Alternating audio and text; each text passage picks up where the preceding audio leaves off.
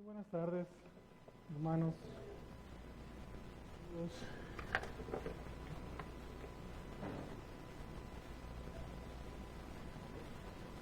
y demás personas que nos acompañan también ahí en sus hogares a través de las redes.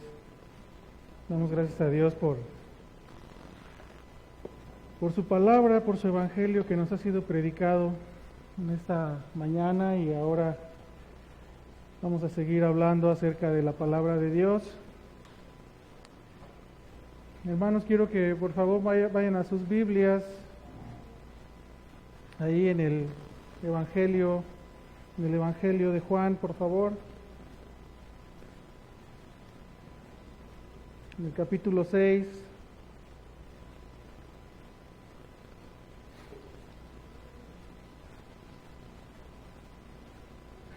Estamos gozosos, hermanos, amigos que nos acompañan todos, por un año más de vida de este lugar que nos ha concedido el Señor.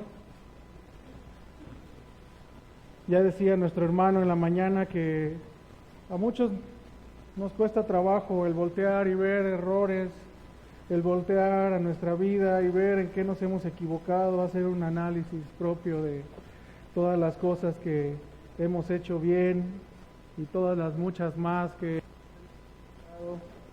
cuesta trabajo, hermanos, el pensar, ¿acaso yo estoy mal? Sí, cuesta trabajo. Siempre nos tenemos en un pedestal en nuestra propia vida, ¿verdad? Nos tenemos en un pedestal en nuestra propia conciencia, en nuestra mente. Y claro, como somos los únicos que vivimos nuestra vida, somos lo máximo, ¿verdad? Pero el asunto es que nosotros debemos de recordar, y así como nos decía nuestro hermano, ver qué es lo que hemos estado mal, qué es de lo que Dios puede sacar a la luz a nuestras vidas, y por estos pecados echarnos en el infierno, ¿verdad? Es una realidad de los hombres que tiene dos destinos.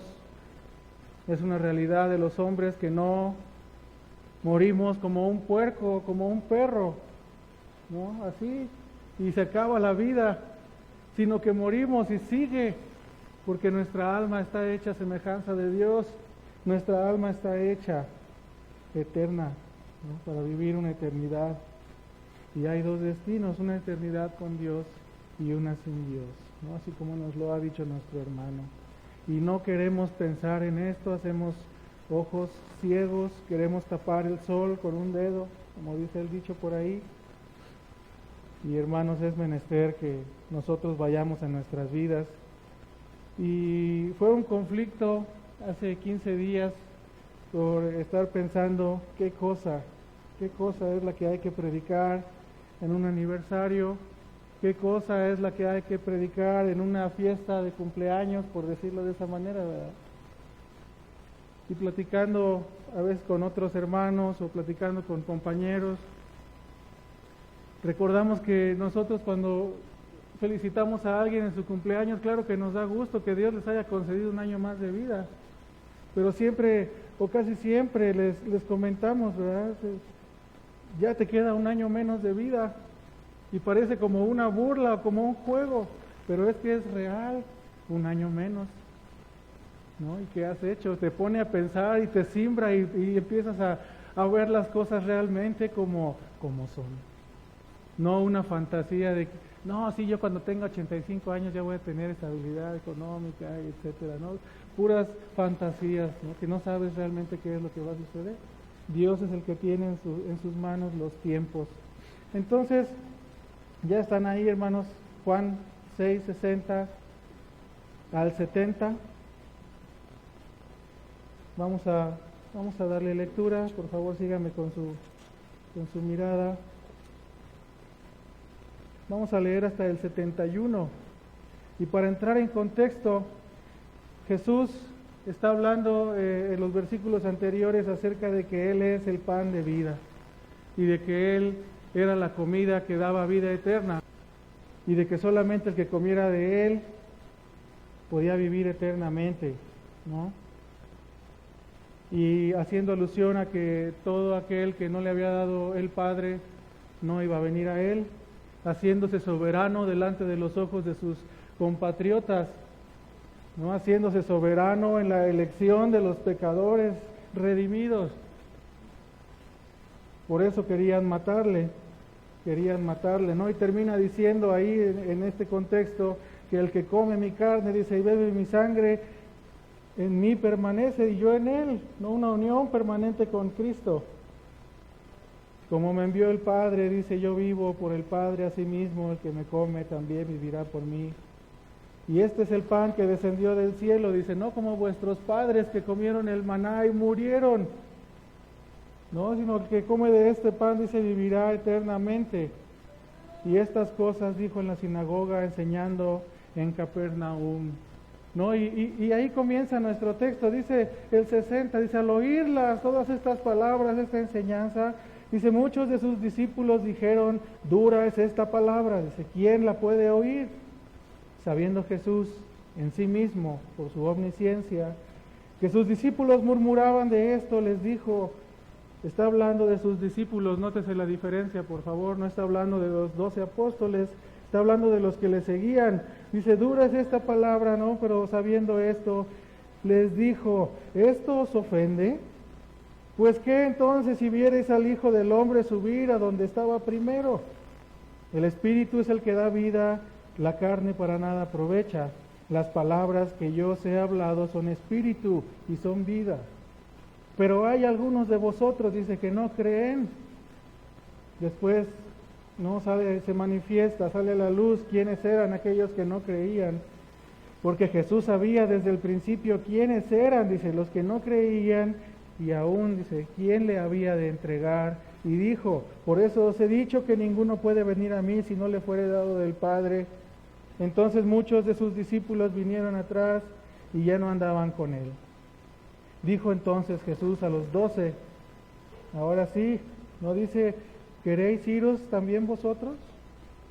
Le respondió Simón Pedro, dice, Señor, ¿a quién iremos? Tú tienes palabras de vida eterna. Y nosotros hemos creído y conocemos que tú eres el Cristo, el Hijo del Dios viviente. Jesús le respondió, ¿no os he escogido yo a vosotros los 12? ¿Y uno de vosotros es diablo? Hablaba de Judas Iscariote, hijo de Simón, porque este era el que le había de entregar y era uno de los 12. Vamos a orar nuevamente, hermanos. Padre Celestial, te rogamos en esta tarde que tú sigas poniendo nuestros espíritus, nuestras almas, Señor, a modo para escuchar tu palabra. Gracias por enseñarnos quién eres tú, quién es tu Hijo y qué ha hecho por cada uno de nosotros. Gracias, Padre, por traer a la luz el castigo que merecíamos y por traer a la luz el pago que requería tu justicia. Gracias, Señor, por mostrarnos a Cristo en tu soberanía y en tu gracia, Padre Celestial. Gracias por salvarnos. Te rogamos por esta tarde que calles la boca de este que está hablando, Señor, y que tu palabra sea expresada solamente. Quita las ideas propias, Señor, y que tu Hijo sea exaltado en medio de tu pueblo. Te agradecemos en nombre de Cristo Jesús. Amén. Entonces, hermanos, es así. Nosotros queremos que Dios sea exaltado en medio de su pueblo. Y pensando qué es lo que vas a predicar, ¿no? ¿Qué vas a predicar? Te empiezas a orar y Dios te empieza a dar cosas, ¿no? Y a ver y a recordar. Y si bien dice nuestro hermano que somos un puñado nosotros de nervios, ¿verdad? Y de recuerdos, realmente nosotros volteamos atrás y empezamos a ver en el contexto de la iglesia todas las cosas que han sucedido desde hace 14 años. Hace 14 años, hermanos, llegó una iglesia a este lugar y hace 14 años se empezó a predicar la palabra aquí. Se puso aceite en el candelero y se encendió en este lugar. Hay iglesia en la Purísima, ¿no? Hay iglesia en la Calera. Y hermanos, a través de todo este tiempo nos damos cuenta que no hay iglesia perfecta. No hay iglesia perfecta, pero hay iglesia esforzada. Nosotros podemos ver en Apocalipsis cómo Dios redarguye a las iglesias y habla bien de unas y exhorta a otras. Y nosotros debemos ponernos ahí, en el Apocalipsis, y escudriñar la vida de este lugar y empezar a ver qué es lo que ha sucedido, ¿no? Pues el hecho de recordar una vez más, no platicamos el sábado ni la semana anterior. En la providencia Dios nos ha dado esto, ¿no? Recordar, hermanos, recordar y traer a la luz todas las cosas, ¿no? Y empezamos a recordar, hermanos, vamos a hacer una pequeña remembranza de lo que realmente ha sucedido aquí, ¿no? O sea, el júbilo llenaba un lugar, una casa, ¿no? El júbilo llenaba una casa en la que se empezaba a predicar el Evangelio, gozosos porque el Evangelio verdadero había llegado a este lugar, porque se había salido huyendo de un lugar, de otro lugar, ¿no? En donde se miraba cerca la apostasía. Y entonces, atinadamente, después de una y otra exhortaciones a las personas que dirigían este lugar, tuvieron que salir de ahí, ¿no? Que es lo que es la única manera lícita de salir de una iglesia. De una vez vamos encaminando todo este asunto y las flechas, no vamos apuntando todo esto hacia dónde va. Aquí el asunto es que no hay iglesia perfecta, pero nosotros vemos que en este lugar, hermanos, desde que ha sido plantada esta iglesia, el Espíritu de Dios se ha movido y ha traído personas. Y la predicación del Evangelio es dada. Y ahora nos ha dado también un ministro. Y se ha constituido una iglesia, ya no una misión. Y eso nos llena también de gozo. Sin embargo, hermanos, entre tantos recuerdos, ¿no? O sea, tantos acontecimientos en 14 años, la vida de los creyentes queda marcada, y hay recuerdos gratos, y hay recuerdos no tan gratos, y hay recuerdos malos, ¿no? Y dice un dicho en el mundo que el que no conoce su historia, dice, está condenado ¿a qué? A repetirla. Lástima que hay personas necias que conocen su historia. Hay países que conocen su historia, pero más aún por no tomarla en cuenta, ¿no? Está sucediendo algo peor. Entonces esta, hermanos, es una exhortación a la iglesia que recuerde su historia. A las personas que no tienen tantos años, tantos como 14, ¿no? O más desde antes, que venían desde otro lugar, pueden hacer extensivo toda esta historia. Hoy, por causa del tiempo, no lo vamos a ver, nos vamos a enfocar a otro asunto más importante, pero vamos a hacerlo, hermanos.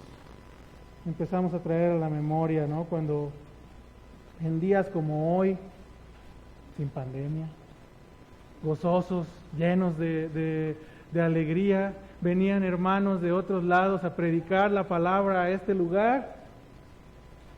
Y venían hermanos porque venían a recordarnos, hermanos, que no estamos solos en este mundo, en este México. Hay más iglesias. El nombre del Señor Jesús es exaltado en muchos otros lados y no solamente aquí. Alabado sea Él por esto. Y nos visitaban hermanos, otros días en donde la iglesia se reunía, ¿no? Y con gozo vemos también ahora que la iglesia se sigue reuniendo a trabajar en el local. Que a lo mejor ya no es lo mismo que antes, por determinadas circunstancias, pero nos seguimos sintiendo gozosos viniendo a trabajar a este lugar con los hermanos. No sé si recuerde usted cuando se unían las canas con los pocos cabellos y las panzas grandes, y unían fuerzas para vencer, ¿no? a los jóvenes y al ímpetu en una partida de fútbol.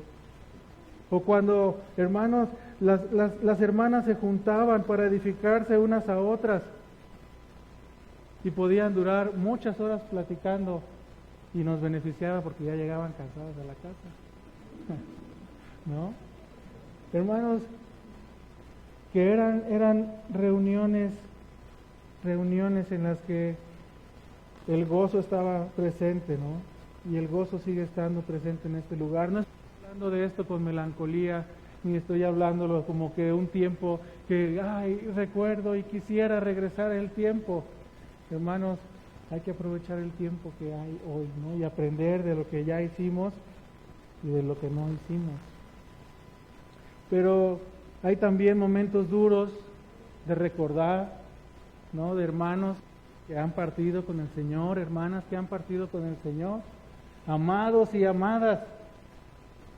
Recordamos con mucho gusto a estos hermanos. No los voy a mencionar, pero ustedes saben que están en el corazón de cada uno de nosotros. Hermanos piadosos que lucharon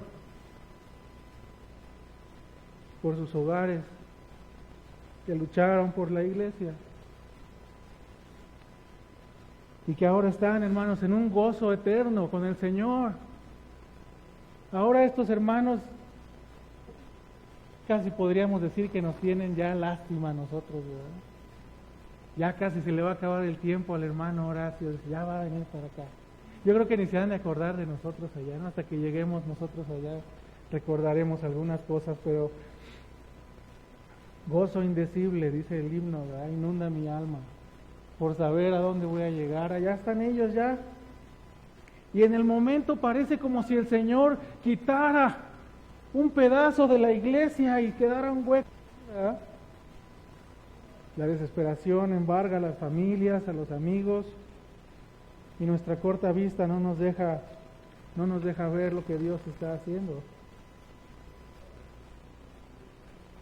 Pero después, hermanos, nos llenamos de gozo nuevamente cuando vemos más personas, más varones piadosos, más mujeres sujetas que llegan a la iglesia con ávidos de aprender, de entender la palabra,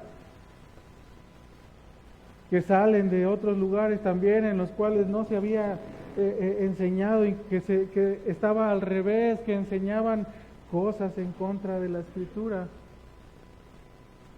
Y así trabaja el Espíritu de Dios y hace gala de su gracia salvadora, añadiendo a la iglesia a los que habían de ser salvados, ¿no? Como en los tiempos de Hechos. Así sigue siendo. Debemos de ampliar nuestra mirada y verlo de esta manera. Cuando llegamos a un lugar que generalmente está repleto, nos llena de gozo. Y luego vemos el mismo lugar con la mitad de las personas y quisiera uno desesperarse. Quisiera uno preguntarle a Dios, ¿qué está pasando? ¿Acaso la iglesia está mal en alguna situación? ¿Acaso no hemos revisado correctamente el modelo que Dios nos ha dejado? Entonces, nos sirve, hermanos, para escudriñar nuestra vida eclesiástica, por decirlo de esta manera, ¿no? Hay también momentos de dolor como esos, ¿no? De los que estoy mencionando, pero hay otros de un mayor dolor, porque una persona que parte con el Señor, sabemos que está con Él, pero otra persona que parte a seguir, voy a abrir el paréntesis que cerró el hermano, a seguir a los perros infiltrados, que vienen, dice, a llevarse sillas y que andan metidos en las casas. A eso vienen, a engañar, pero no engañar al Señor. Vienen a engañar a las personas que están mal paradas y mal cimentadas. A eso es a lo que vienen estas personas. Nosotros debemos de tener cuidado con todo esto. Debemos de tener cuidado. Y parece que son temas prohibidos.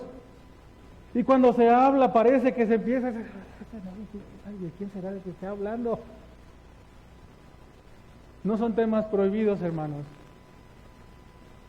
Ni tampoco es como escuché en algún momento decir, no manches la predicación, hablando de fulano, de perengano. La predicación no está manchada, es una advertencia que nos da la Escritura. Es una advertencia que nosotros debemos de tomar en cuenta muy seriamente, muy seriamente. No pueden engañar al Señor, pero sí a los que están resentidos, sí a los que no les ha parecido cómo se ha movido la iglesia en un tiempo. Entonces, estas personas deberían ser más cuidadosas y ser así como los de Berea, que escudriñaban la Escritura para ver si lo que estaban diciendo era la verdad o era simplemente una persona carismática llena de aparente conocimiento, como también lo hemos escuchado. Pero no nos adelantemos tanto, ¿verdad? Pero allá vamos a ir. También pueden engañar, ¿no?, a aquellos que no han perseverado y que no tienen mirada al varón perfecto y que no tienen en su mirada esta estatura, ¿no?, como una meta que alcanzar, que no persisten en la oración día con día. Por eso nosotros debemos de tener cuidado y arrepentirnos si es que no estamos haciendo esto, si es que estamos poniendo atención más en otras cosas del mundo y de nuestro sostenimiento que en la oración y que en el cuidado de los hermanos. Son llevados los que no dejan de perseverar en la lectura y en la oración y en el estudio y en el cuidado, no como las olas, como dice Efesios 4, ¿no? O sea, de allá para acá con cualquier viento de doctrina. Spurgeon dice en uno de sus sermones que estas personas son como seres hechos de plastilina o de cera, que con la tribulación y con la angustia empiezan como la plastilina con el calor, ¿verdad? Se empieza a hacer un poquito más aguada, ¿verdad? Y lo único que está esperando es que llegue una persona con un carácter, una constitución más fuerte y la tome en su mano. Ha tomado un pedazo de plastilina de sus hijos, lo moldea como quiere, ¿verdad?, enseñándole lo que quiere escuchar y no lo que se enseña en la iglesia, ¿verdad?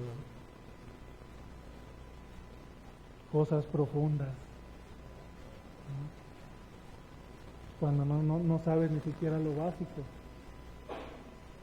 Entonces, de esto vamos a hablar hoy, hermanos.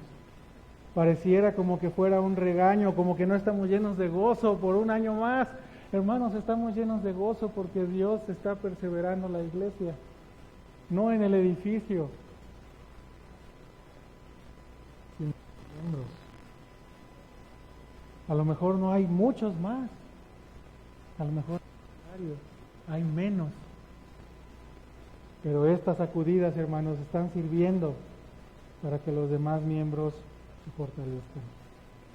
Entonces vamos a hablar acerca de esto, hermanos. Primeramente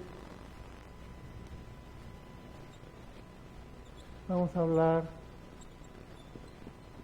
de los que se van. Vamos a hablar de los que se van. Después de esto vamos a hablar, al contrario, hermanos, de los que se quedan. Y terminando de hablar de estos que se quedan, son solamente 3 puntos, ¿verdad? O sea, vamos a hablar de los que son invitados y que de estos invitados los que acuden y los que no acuden. Estamos ahí en Juan 6. Nosotros podemos observar, y no porque lo haya predicado algún hermano, pero nosotros realmente, o sea, algún hermano piadoso de antaño o de ayer, ¿no? La mayor traición a la iglesia de Dios. Los creyentes generalmente la esperan de afuera. Nos decía nuestro hermano, no es de afuera, es de los infiltrados, de los que golpean desde adentro, de los que golpean desde adentro, ¿no? Estamos hablando de la iglesia local. Eso es lo que debe de esperar la iglesia local, de los de adentro. Tener cuidado de los falsos hermanos, de aquellos que incluso pudieran pasar por la membresía de una iglesia. Y tú te puedes preguntar, tú que no eres miembro, tú que nos visitas, ¿cómo entonces, o sea, dentro de la iglesia hay personas malvadas? Sí, todos somos malvados, todos. Sin embargo, Dios nos ha justificado y ha transformado estos corazones. Somos puros malvados, muchos transformados, ¿no? Sin embargo, otros no. Otros tienen un compromiso con su familia, un compromiso con la iglesia. Simple y sencillamente se han acostumbrado a estar dentro de una iglesia. Estos son los que están a disgusto. Estos son los que murmuran. Estos son, como comentábamos en el miércoles de oración, aquellos que no van y hablan con el hermano, con el afán de ganar el alma del hermano. Hay infiltrados, decía el hermano, no usando terminología de James Bond. Hay infiltrados, hermanos, dentro de las iglesias. No es la única, para que no piense que estamos hablando solamente de la iglesia de la Purísima. Dice la Escritura que dos estarán en el mismo negocio. En el campo, dice, uno será tomado y el otro será dejado. Nuestro hermano era más específico y comentaba, dos estarán cantando alabanzas al mismo Dios. Y uno será dejado y el otro tomado. No vamos a sacar porcentajes ni estadísticas. Usted revise su propio corazón y su propia alma. Así es esto, hermanos. ¿Cómo podemos pensar esto? En la Escritura hay tal cosa. O sea, es cuestión de ver un poquito más adelante en el texto que acabamos de leer. 6:71 dice, no, 70, ¿no os he escogido yo a vosotros los 12, y uno de vosotros es diablo? Hablaba de Judas Iscariote, hijo de Simón, porque este era el que le iba a entregar y era uno de los 12. Ahí en el versículo 71, este hombre estaba ahí, Judas Iscariote, caminaba con los hermanos, fue enviado a predicar el evangelio del reino. Y él fue el que le entregó. Pues a causa de esto, hermanos, a causa de esto, ¿no? La misma Escritura nos da la respuesta ahí en 1 de Juan 2:18, ¿no? Y nos lo da de una manera contundente y segura. Vaya, por favor, léalo. 1 de Juan, capítulo 2, versículos 18 y 19, ¿no? Dice, hijitos, ya es el último tiempo, y según vosotros oísteis, dice que el anticristo viene, y según vosotros oísteis que el anticristo viene, así ahora han surgido muchos anticristos. Por esto conocemos que es el último tiempo. Y dice el 19, salieron de nosotros, pero no eran de nosotros. Porque si hubiesen sido de nosotros, habrían permanecido con nosotros. Y redunda de una manera obvia y lógica para que podamos entenderlo, ¿verdad? Pero salieron, dice, para que se manifestase que no todos son de nosotros. No todos son de nosotros, ¿no? Dice la Escritura así, si fueran de nosotros, habrían permanecido con nosotros. Y aunque nos duele, hermanos, porque muchas personas de las que se han ido de este lugar, no ayer ni antier, sino de tiempo ya que han salido de la iglesia, muchas de estas personas han tocado nuestras almas y han convivido con nosotros y hemos hecho hermandad con ellos. Y es doloroso, a veces hasta como que no quiere la mente, el pensar, se va y el que se tenga que ir, simbra, pero esa es la verdad. Si se van es porque no eran de nosotros. Sin embargo, hermanos, con todo y el dolor, déjeme decirle una cosa. Vaya buscando Mateo 3, por favor. Debemos darnos cuenta que las personas que se van de una iglesia no son una pérdida para la iglesia. Se oye dura la palabra, pero es así. La iglesia no ha perdido. A lo mejor hay 2 manos menos que puedan cortar el pasto o limpiar el salón o los salones de los niños, ¿verdad? Pero realmente no es una pérdida para la iglesia, aunque nos duela. Recuerde usted, hermano, Mateo 3:11, por favor. Esto dice el aventador, Juan, la predicación de Juan el Bautista, ¿no? Dios estando siempre activo y limpiando, dice, su aventador está en su mano y limpiará su era. Limpiará su era. Si usted no sabe esto, no es una palabra así mística. En el tiempo estaba Juan predicando, o sea, pues todos vivían en el campo, ¿verdad? Y limpiaban así el trigo. El aventador, ponían el trigo junto con toda la hojarasca, con toda la paja, se aventaba hacia arriba. ¿Y qué pasaba ahí? El viento hacía su trabajo y el grano más pesado caía nuevamente en el aventador. Y la paja era llevada por el viento. El viento hacía su trabajo, se llevaba la paja, ¿no? A ser aventada. Y por la gracia de Dios y por la providencia, el grano que era paja es convertido y cae nuevamente ahí. Por la pura gracia de Dios. No es que usted haya nacido grano de trigo, no es que usted haya nacido sano. Si usted ha caído nuevamente en la era, es por la gracia de Dios y no ha sido llevado por el viento. Es por pura gracia que hemos caído limpios. Este proceso doloroso para la iglesia, pero necesario,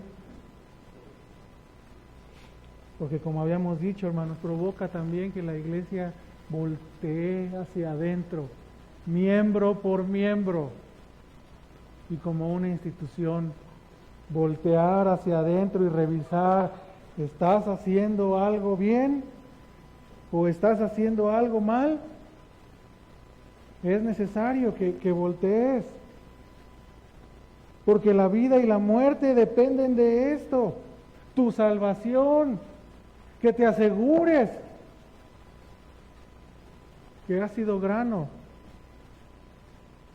y que no saldrás volando cuando el aventador entre en acción. Escudriña tu corazón.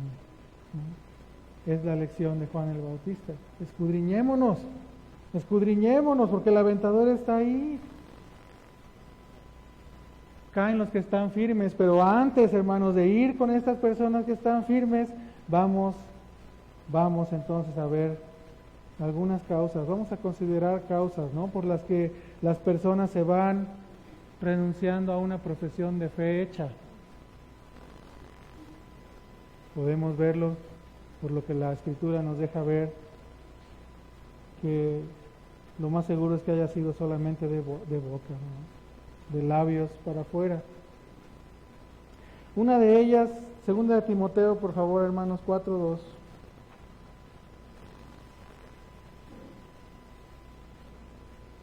Dice que no soportaron la sana doctrina, sino que teniendo comezón de oír.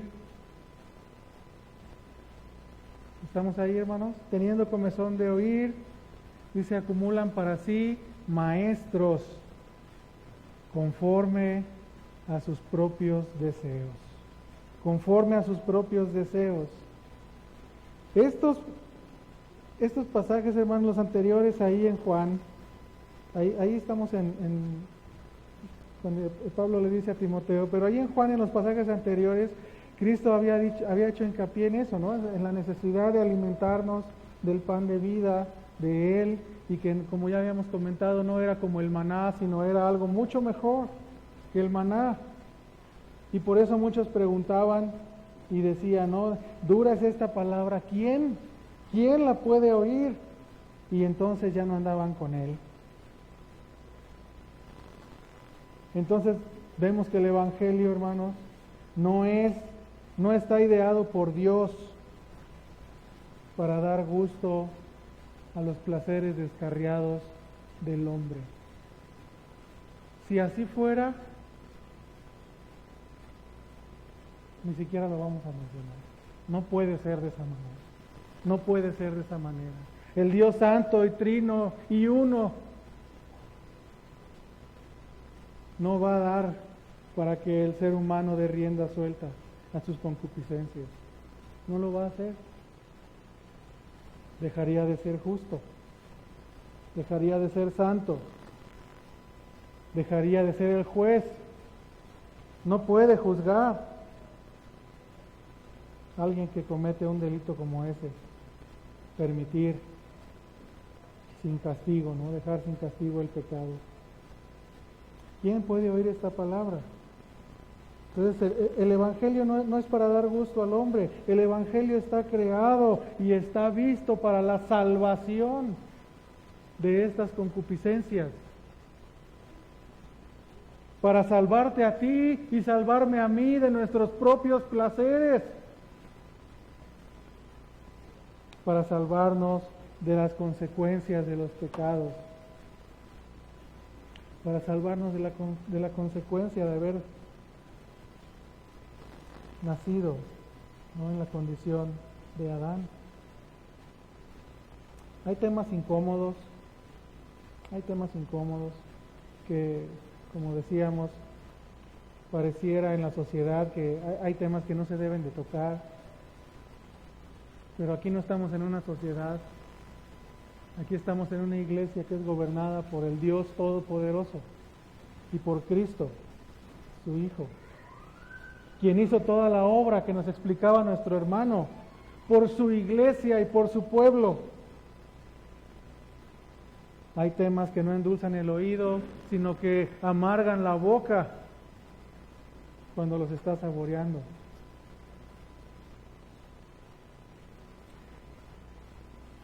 Aquellos hermanos que no soportan esto,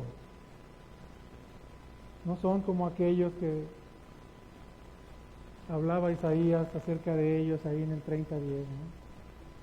O sea, que dicen a los videntes, dice, no veáis visiones, y que decían a los profetas, no nos profeticéis lo que es correcto, lo que es recto, no nos profeticéis esto, decidnos palabras halagüeñas, dice la Escritura, decidnos palabras halagüeñas, profetizad mentiras, profetizad mentiras.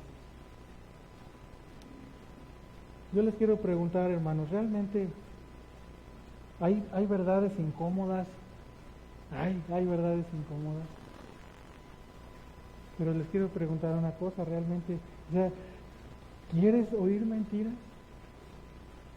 ¿Quieres oír cosas halagüeñas? ¿Quieres irte a donde te guste cómo se predica para que tu autoestima sea elevada? No digamos la prosperidad, no digamos el dinero, digamos que tu ego sea elevado, ¿no? A donde no te confronte la palabra con tus pecados. Querrían oír mentiras, a unas sabiendas de que estas mentiras les arrastrarán a los lugares más profundos del infierno, jalados por aquel que las está echando.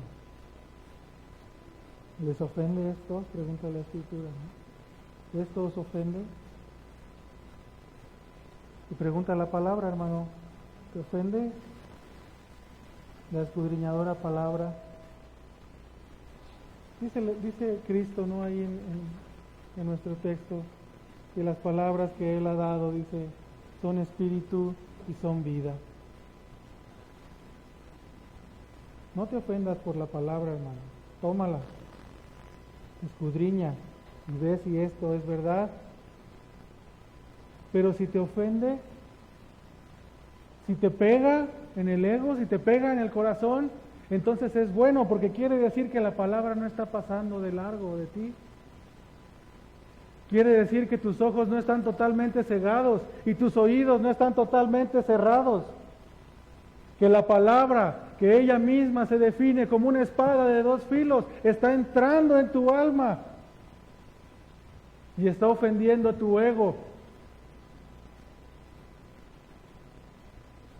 Si sacude tus convicciones vanas, es porque te está llamando a que te arrepientas.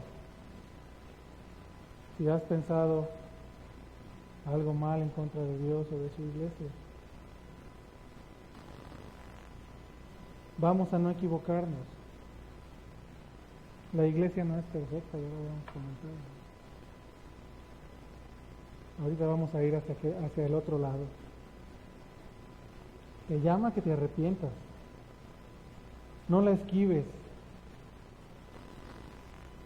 Veíamos los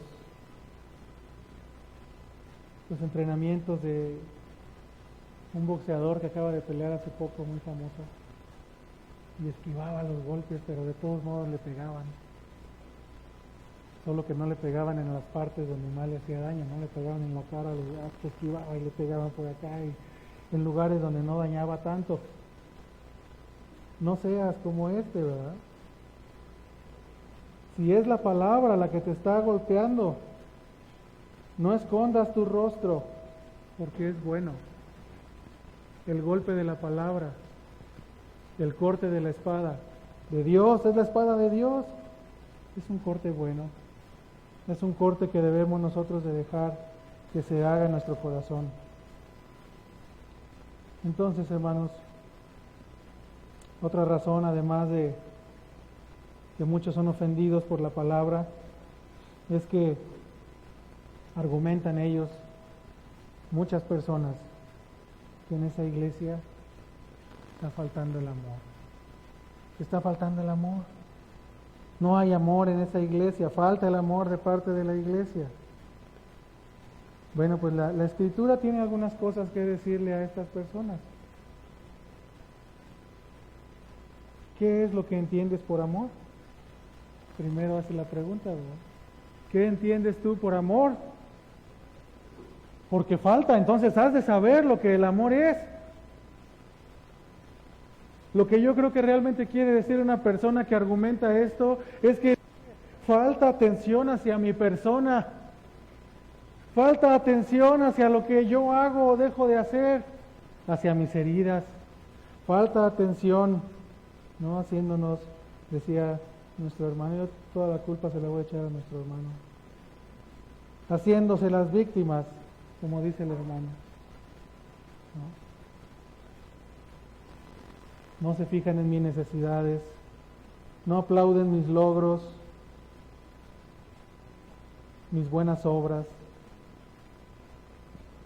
Tal vez tales personas están pensando que Dios es el que necesita reconciliarse con ustedes. Tómelo quien lo tenga que tomar. Si no, esquívelo. Dios no necesita reconciliarse con nosotros, hermanos. Usted lo sabe. La Escritura lo dice. Crea la Escritura. Usted es el que necesita reconciliarse con Dios, no Dios con usted.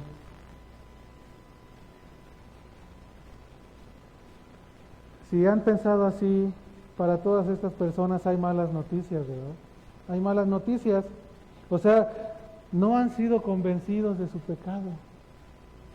No han sido convencidos de que han ofendido a un Dios santo, justo y bueno, que ha dado el mundo, creador de todas las cosas de las que tú haces uso, que te ha dado la providencia y que permite que hoy estés aquí o escuchando en algún lugar en el mundo. Ese es Dios. al que tú has ofendido. Él no necesita reconciliarse contigo. Tú necesitas reconciliarte con Él. Hay un tiempo en el que nos sentimos mal y llegamos a un lugar buscando ayuda y necesitamos que algo nos abrace, ¿no? Que algo caliente nuestros corazones y nuestras almas. Pero si tú estás pensando que mereces esto y que no eres responsable de tus pecados, es porque no te ha amanecido. No te ha amanecido. Necesitamos no el cariño de los hombres, sino el perdón de Dios por nuestras ofensas a Él. Eso es lo que necesitamos. ¿Qué más me da? Si un hombre me da por mi lado, si una persona me dice todo va a estar bien, ¿podrá tranquilizarme un momento, un día, 2 días? Pero mi condición es la misma delante del Dios eterno, justo y bueno. Esa es mi condición delante de Él aún, una condición en la que si yo muero sin siquiera tomarle en cuenta, entonces uno de estos 2 destinos que hablábamos al principio está esperando. Y la segunda cosa es que la Escritura sí enseña lo que es el amor. Sí enseña lo que es el amor.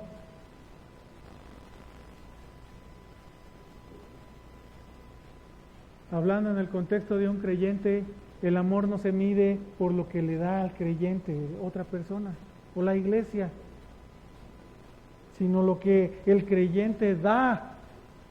Así puede usted medir cuánto amor tiene, cuánto das. Y no me estoy refiriendo a dinero. No se necesita su dinero. Dios no ocupa su dinero, Dios provee.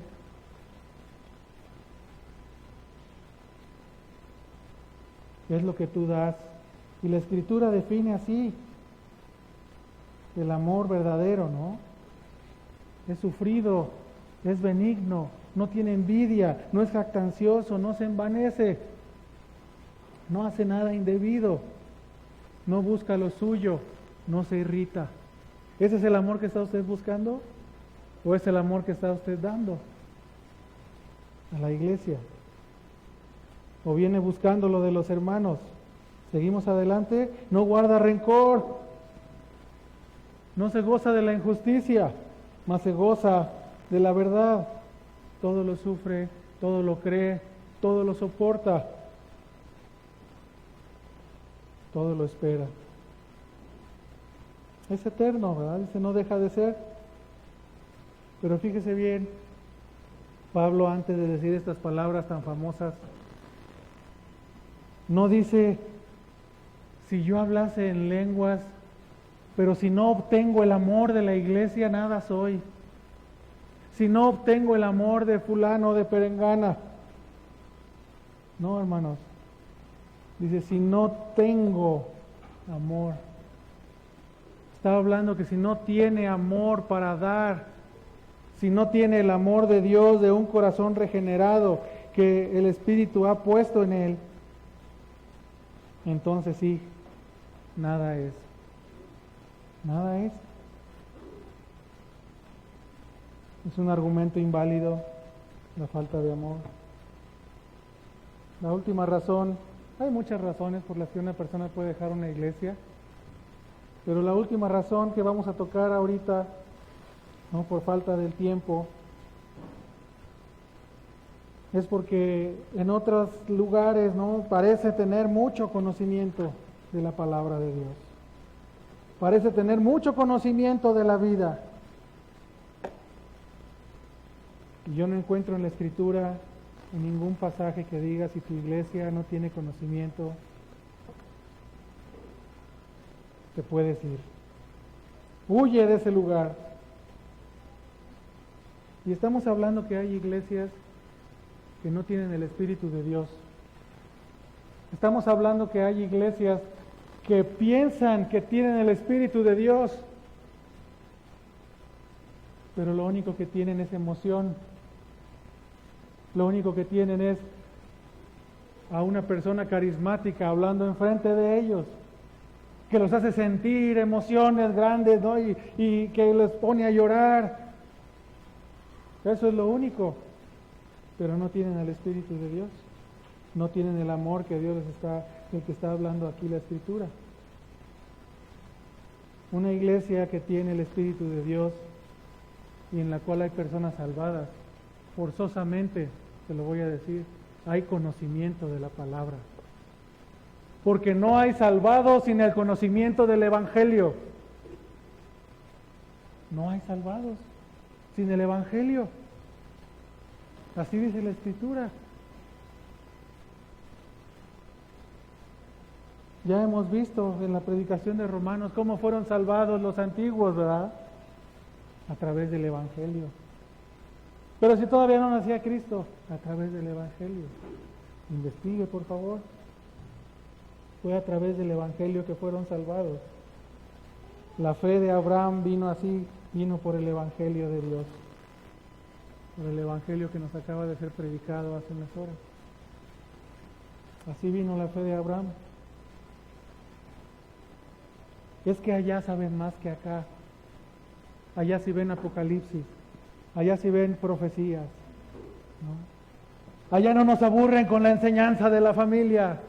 Allá no nos aburren siempre con lo mismo y la ley. Y, hermano, la ley es parte del maravilloso Evangelio de Cristo. Si tú no te ves a través del espejo de la ley, estás perdido.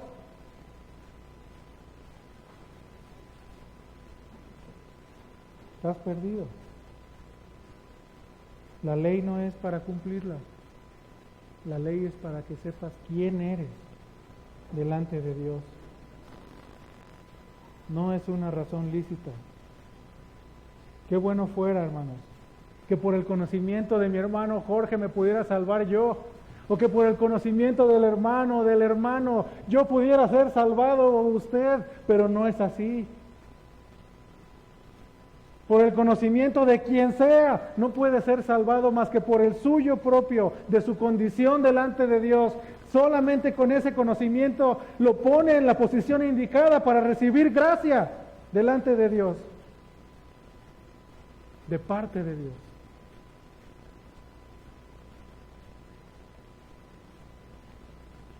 Solamente así usted puede alcanzar gracia, con su propio conocimiento de usted mismo y el conocimiento de que hay un solo Dios y un solo mediador.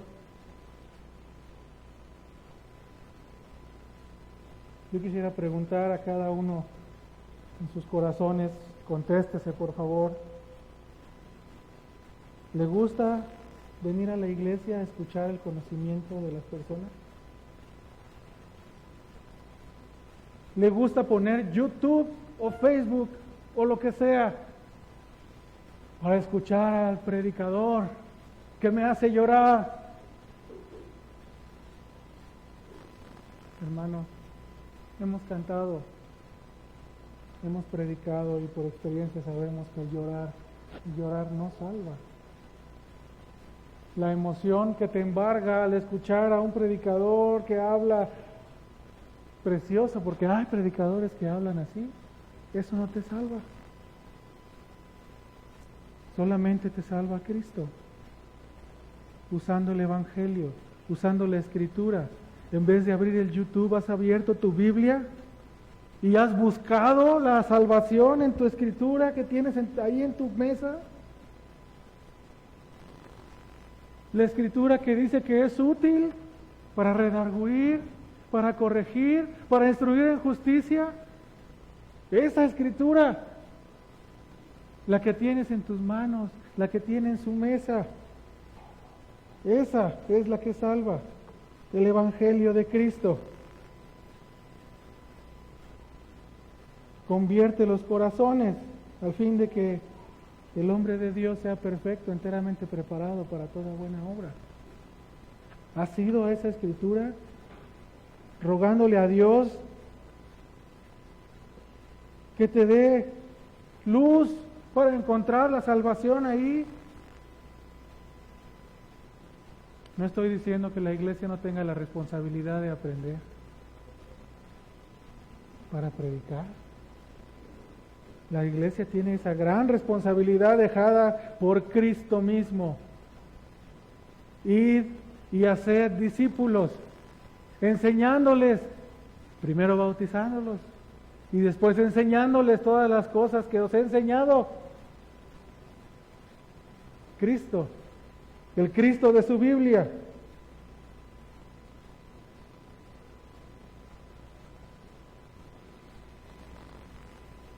Tenemos que dejar a los que se van por un momento nada más. Considérelo, por favor. Considérelo. Usted, lo hablo abiertamente y con el amor de Cristo. Si usted se va, usted no es una pérdida para la iglesia. Considere sus oraciones y las nuestras. Estamos pensando y rogando a Dios que limpie. Cada uno de nosotros ha visto en este pizarrón miércoles tras miércoles. Purifica tu iglesia. Hazla más santa. Hazla más limpia. ¿Qué quiere decir esto, hermanos? Quiere decir que estamos rogándole al Señor de los cielos, al verdadero Señor de los cielos, no a un mequetrefe humano, al Señor de los cielos, que quite la mugre del cuerpo de Cristo. Eso estás pidiendo. Eso estás pidiendo. ¿Te vas a ir? Piénsalo bien.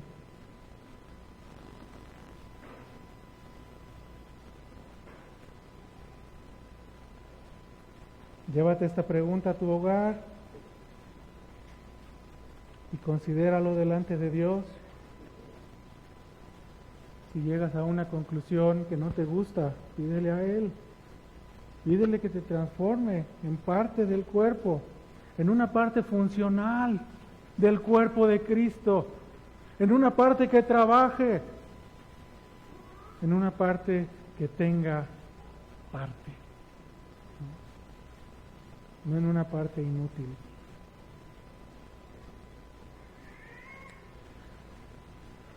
La pregunta de Dios, la pregunta de Jesús ahí, más adelante dice, ¿queréis acaso iros vosotros también? Pareciera como si pudieran decir algún egocéntrico que no entiende nada del carácter de Cristo. ¿Es un rogón este señor? Déjalos que se vayan. Si es Dios, déjalos.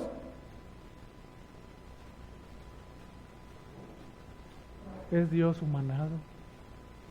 Es Dios humanado. Y tiene preocupación por sus discípulos. Después les hace ver que Él mismo les escogió. Cuando le dicen, ¿a dónde iremos? Solo tú tienes palabras de vida eterna. ¿A dónde iremos? ¿A qué parte? Entonces el Señor les dice, ¿no os he escogido yo a vosotros los 12? Aún sabiendo, ¿verdad?, que uno de vosotros es diablo. También este lo he señalado para que ande conmigo, ¿no?, hasta que el espíritu del error y el diablo entren en él. Eso es lo que está hablando nuestro Señor Jesucristo. ¿Queréis iros vosotros también? Es una expresión que denota preocupación. Sí, preocupación. También quiere decir que muchos se habían ya ido. Decía que ya no andaban con Él. Y esta palabra es una forma definitiva. Dice, ya no andaban con Él. No más. Se fueron. No les gustó la palabra. Fue dura para ellos, se ofendieron. Pero se concentró el Señor en sus 12. ¿Y cómo es que un verdadero creyente reacciona, hermano, ante esto? Estaba viendo cómo todas las cosas sirven, ¿verdad? Para poner ejemplos burdos si usted quiere, ¿no? Pero cómo escogen los arándanos. Es un barril, así, un barril con hoyos grandes, y después otra tapa con hoyos más pequeños, y así 3 tapas, y echan los arándanos y uno empieza a hacer esto así. Y los arándanos más pequeños y la basura se empiezan a ir, y los grandes se atoran ahí en el primer hoyo, ¿verdad? Toman los arándanos y los ponen en una caja. ¿Qué cree que dice la caja? Primera calidad. De primera calidad.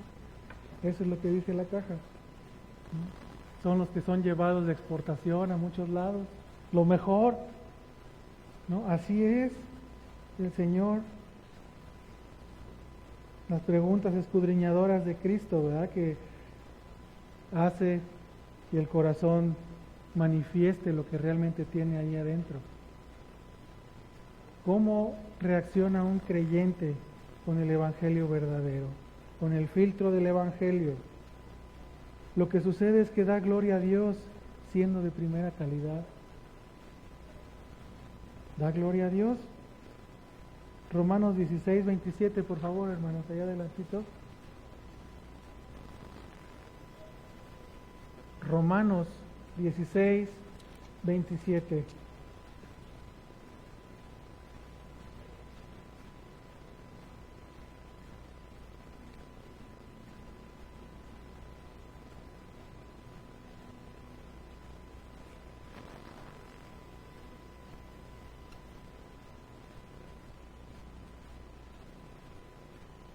Dice, ahí estoy mal.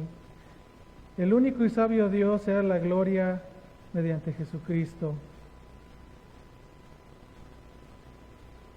Aquí está, es el 26, hermanos, discúlpenme por favor. Dice, porque ha sido manifestado ahora y que por las escrituras de los profetas, dice, según el mandamiento del Dios eterno, se ha dado a reconocer a todas las gentes. Ahí no se acaba. Dice, para que obedezcan a la fe. Para que obedezcan a la fe. Son los versículos finales de la carta, de la gran carta de Pablo a los romanos y a todos nosotros, ¿verdad? Llegando a la conclusión de que un corazón regenerado se muestra a Cristo a él. ¿Para qué? Para que obedezca a la fe. Para ello. Para que obedezca a la fe. Un creyente verdadero puede clamar con Isaías, ¿no? A la ley y al testimonio. A la ley y al testimonio. Isaías 8:20.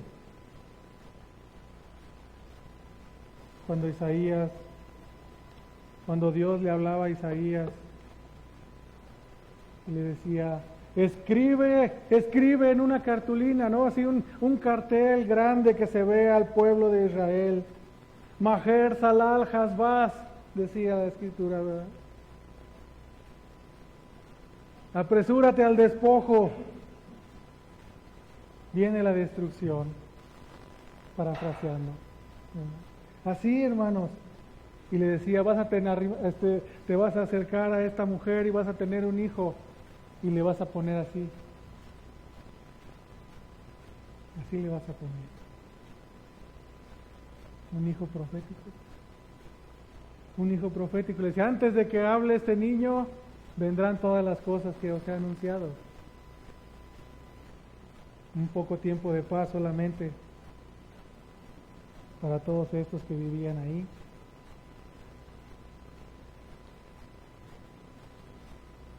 Isaías, viendo cumplidas todas estas cosas,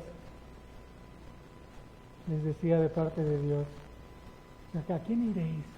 ¿Iréis a los que consultan a los muertos? ¿A quién vas a ir? ¿No vas a ir a la palabra de Dios? Ve a la palabra de Dios. La única creíble, dice en el Nuevo Testamento, ¿no? Tenemos la palabra profética más segura. Es esta. el antiguo, la palabra profética más segura y ahora cumplida en Cristo.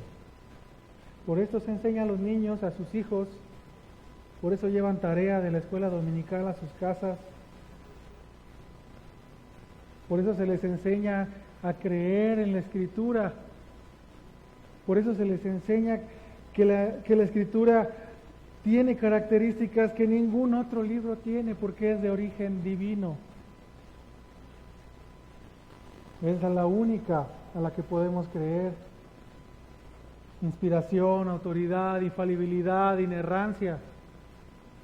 Autoridad. La palabra ilumina. Es suficiente.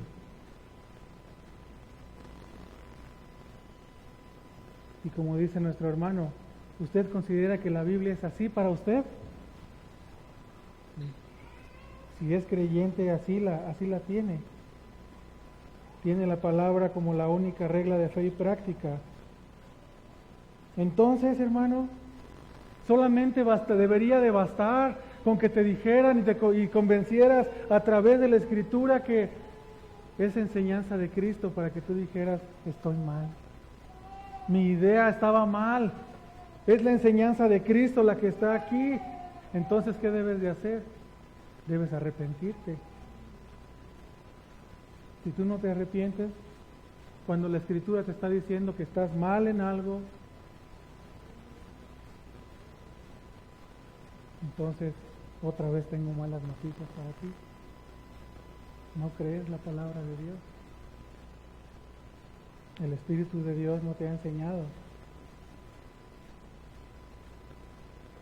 Debería ser suficiente para todo creyente que se demostrara con la Escritura que es enseñanza de Cristo, las enseñanzas básicas y directas,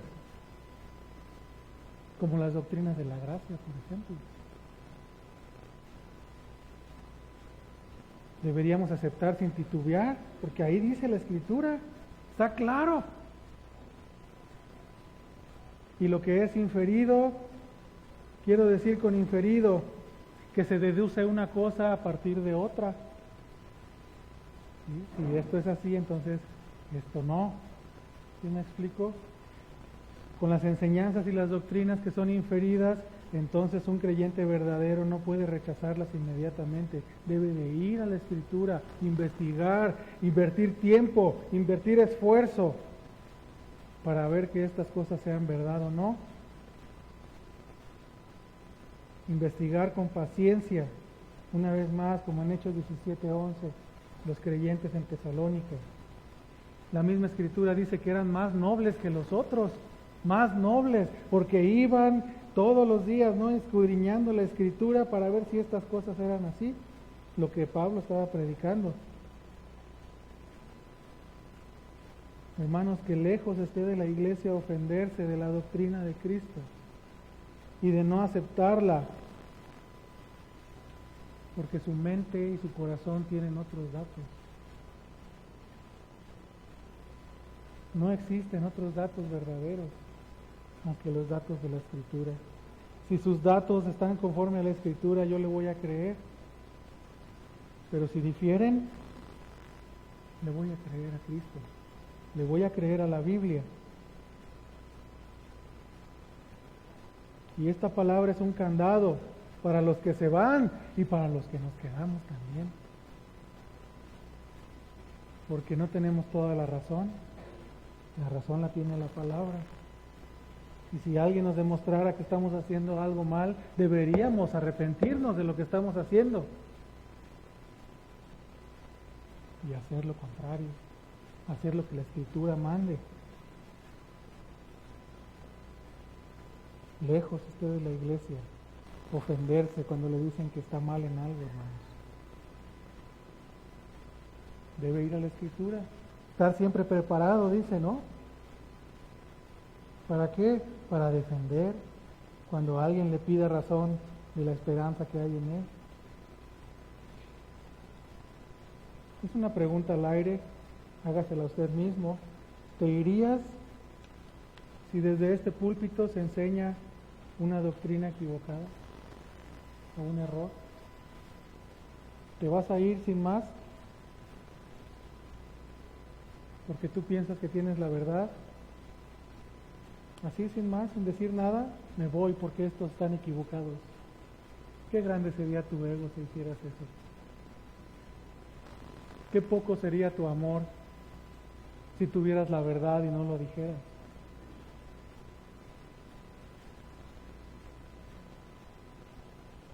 Si se practica algo que no es correcto, ¿te vas a ir sin más otra vez? Sin hablarle a tus hermanos, sin hablarle a tu pastor, sin hablarle al maestro, sin hablarle a tu vecino de silla y decirle, hermano, esto yo creo que no es correcto porque la Biblia dice así. Hermano, hay que arrepentirse la iglesia por esto.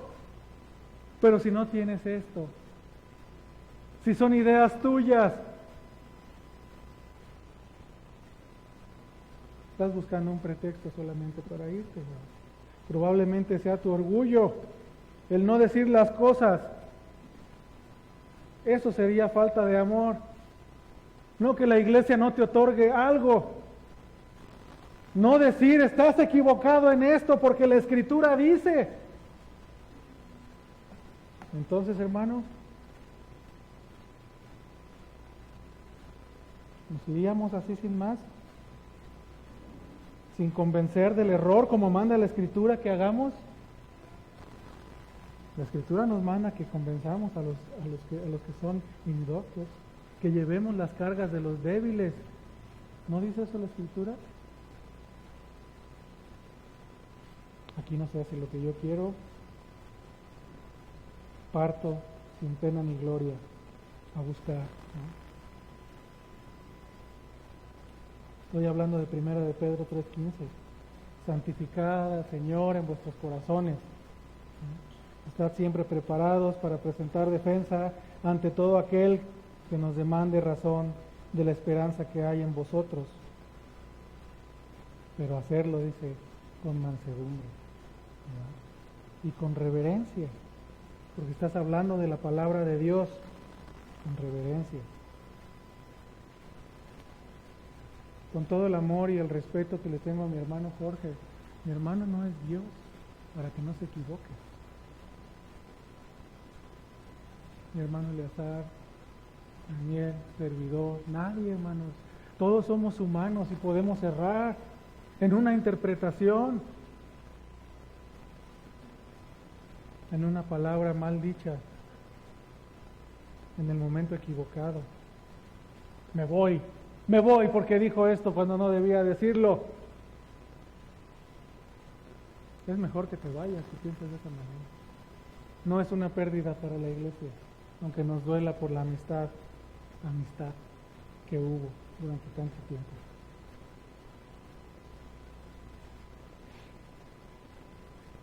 Hay que ver los errores mostrados en la Escritura y arrepentirnos. Si tal persona, sea pastor, sea maestro, sea diácono, sea quien fuere, no quiere arrepentirse de algo que está mal, entonces no es apto para pastorear, no es apto para enseñar, no es apto. ¿Qué debería de hacer un siervo de Dios? Arrepentirse, volverse de su camino que estaba mal, aceptar que estaba equivocado, decir, perdóname, Señor, primero por dar una mala enseñanza. Pero repetimos una vez más, aquellos que se van sin esto están buscando un pretexto para irse. Están buscando un pretexto. Entonces, hermanos, los que se han quedado, los que no se han ido sin una razón autorizada, sino que se han quedado a luchar por la verdad y por amor a los hermanos, ¿no? Yo insto, la Escritura nos insta a corregirnos unos a otros con mansedumbre, a fortalecernos en Cristo, en la oración, en el estudio, corrigiéndonos unos a otros. No somos iluminados de aquí para allá, ni de allá para acá, ni de así, ni para acá. No, hermanos, somos humanos. Acérquese con la Escritura.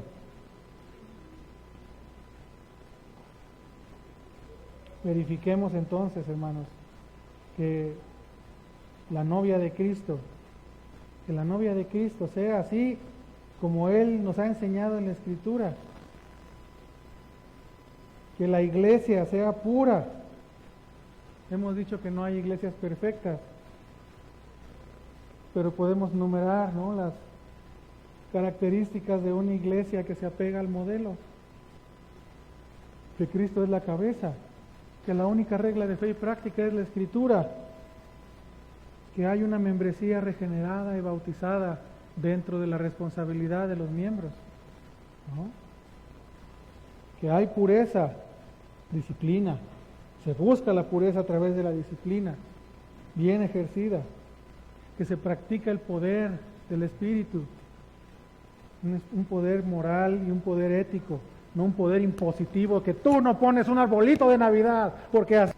No, hermano, con la Escritura, con paciencia, con amor.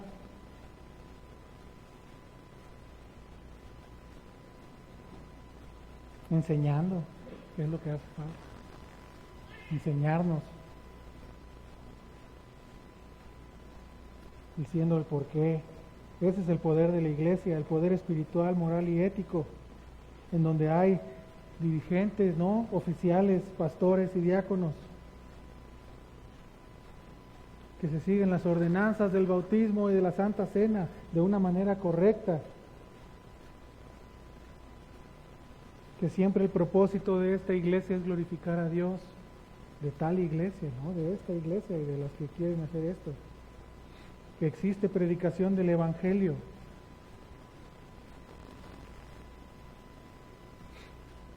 que se predica y se practica la perpetuidad de la iglesia y que maneja el principio de exclusión por falta de arrepentimiento de un creyente, que nos deja ver que probablemente no es creyente. ¿Cuál es el principio de exclusión? Que se saca a la persona. ¿Es el principio de exclusión? Por el bien de los demás y el temor de la palabra.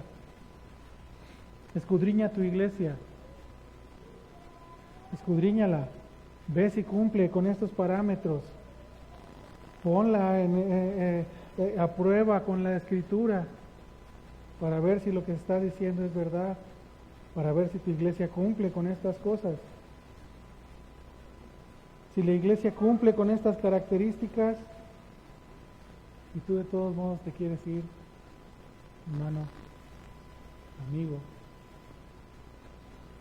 ojalá que Dios te dé un día entendimiento, que te vaya bien. Si tú ves que la iglesia tiene todo esto y te quieres ir, tu salida no será una pérdida para la iglesia. El Señor limpia su trigo, ¿verdad?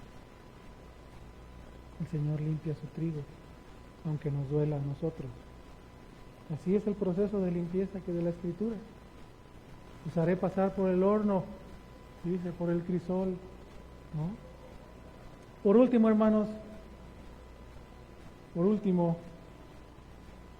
a los que son invitados a estos lugares, no se dividen solamente en dos: aquellos que van y escuchan y aquellos que se niegan a escuchar el mensaje del Evangelio. Si usted ha sido invitado a este lugar y ha escuchado puras cosas que a lo mejor no entiende, usted puede observar a su alrededor las iglesias que existen y lo que las iglesias predican.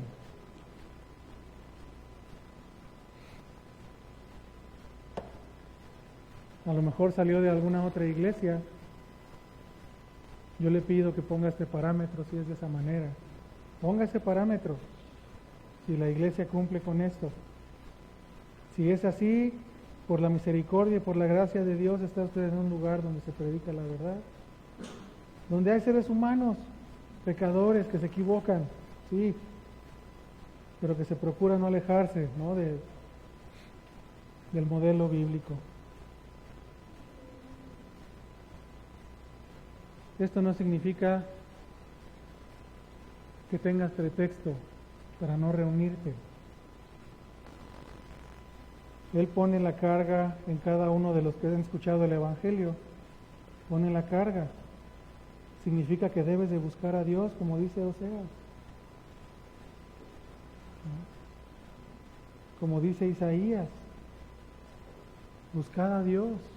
Libro de Isaías, maravilloso. Buscar a Dios mientras pueda ser hallado.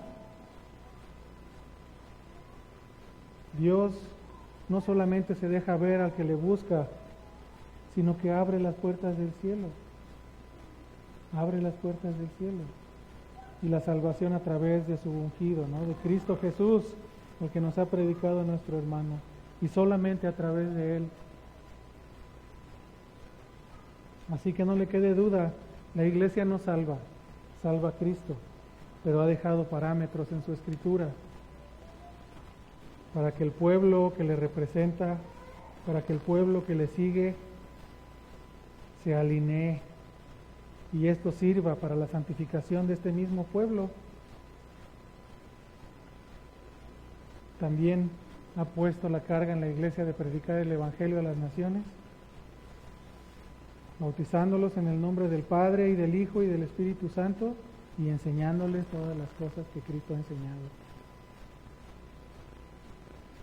Tal vez has encontrado luz, escuchando un mandato para los creyentes. Tal vez no, pero tú estás mandado a creer. ¿Creerás la verdad o creerás mentiras? Dice el Proverbio 23, busca la verdad, cómprala y guárdala como tesoro, ¿verdad?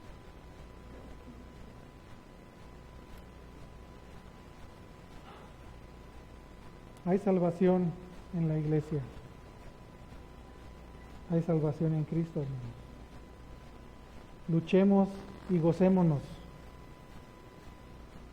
Luchemos y gocémonos. Marchemos con Cristo. Marchemos con la iglesia que Él ha fundado.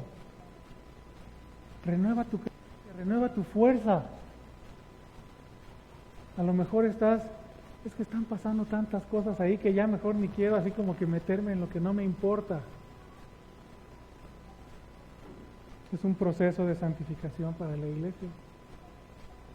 Es un proceso de santificación. 14 años y la iglesia ha sido probada una vez y otra vez y otra vez y la iglesia sigue parada aquí de pie. Que Dios no nos deje, hermanos, que Dios no nos deje. Escudriñemos y si encontramos nosotros un error, abogado tenemos para con el Padre, Jesucristo el justo. Vayamos a Él, pidamos perdón y sigamos caminando, ¿no? Como iglesia. Hermanos, gracias por su paciencia. No nos pusimos de acuerdo en ninguna de estas cosas. Son necesidades que Dios nos deja ver para la iglesia. Vamos a terminar en oración. Padre Celestial,